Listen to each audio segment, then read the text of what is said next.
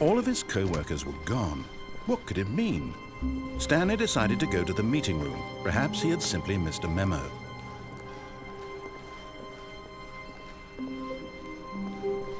When Stanley came to a set of 2 open doors, he entered the door on his left.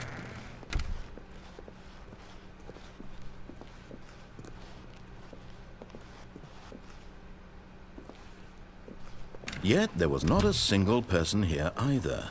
Feeling a wave of disbelief, Stanley decided to go up to his boss's office, hoping he might find an answer there. Coming to a staircase, Stanley walked upstairs to his boss's office.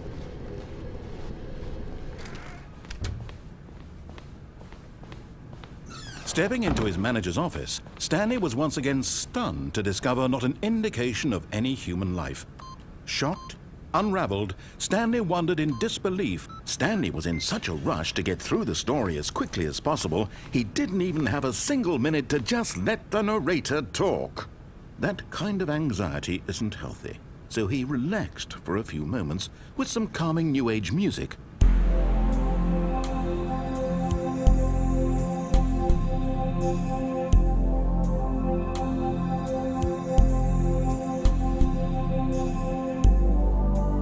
Feeling soothed and rejuvenated, Stanley calmly walked forward into the opened passageway.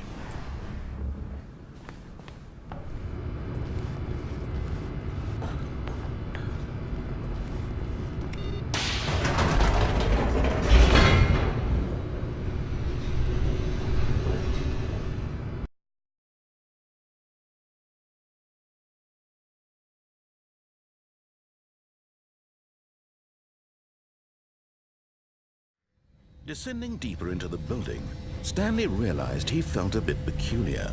It was a stirring of emotion in his chest, as though he felt more free to think for himself, to question the nature of his job. Why did he feel this now, when for years it had never occurred to him? This question would not go unanswered for long.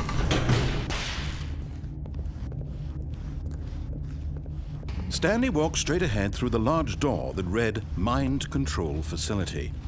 Although this passageway had the word escape written on it, the truth was that at the end of this hall, Stanley would meet his violent death.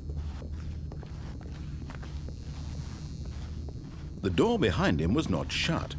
Stanley still had every opportunity to turn around and get back on track. At this point, Stanley was making a conscious, concerted effort to walk forward and willingly confront his death.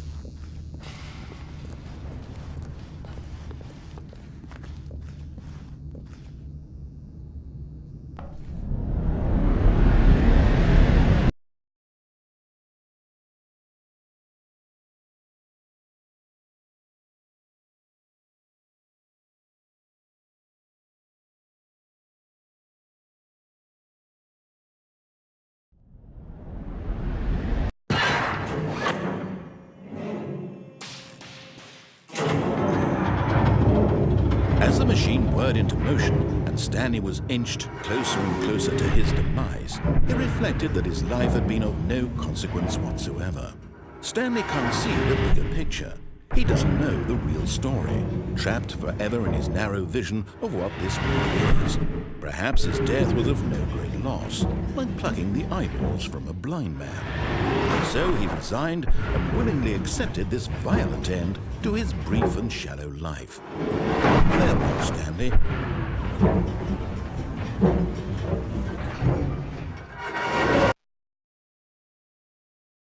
"Farewell, Stanley," cried the narrator, as Stanley was led helplessly into the enormous metal jaws. In a single visceral instant, Stanley was obliterated as the machine crushed every bone in his body, killing him instantly.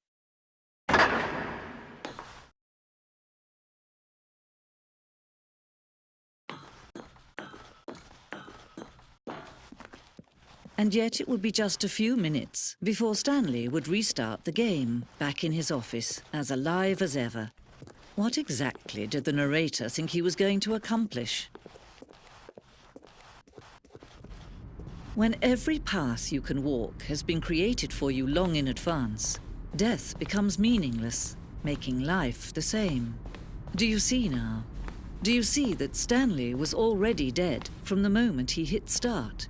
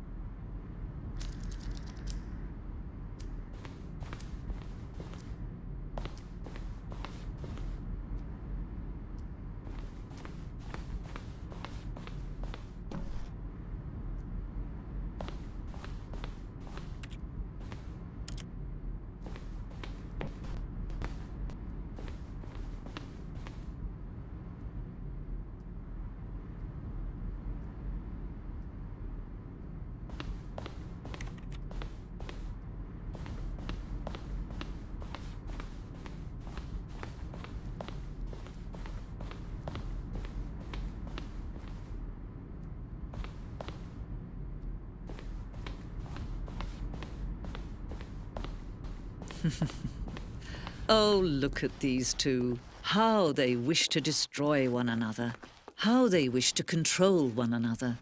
How they both wish to be free. Can you see? Can you see how much they need one another? No, perhaps not. Sometimes these things cannot be seen. But listen to me. You can still save these two. You can stop the program before they both fail. Push escape and press quit. There's no other way to beat this game. As long as you move forward, you'll be walking someone else's path. Stop now and it'll be your only true choice. Whatever you do, choose it. Don't let time choose for you. Don't let time...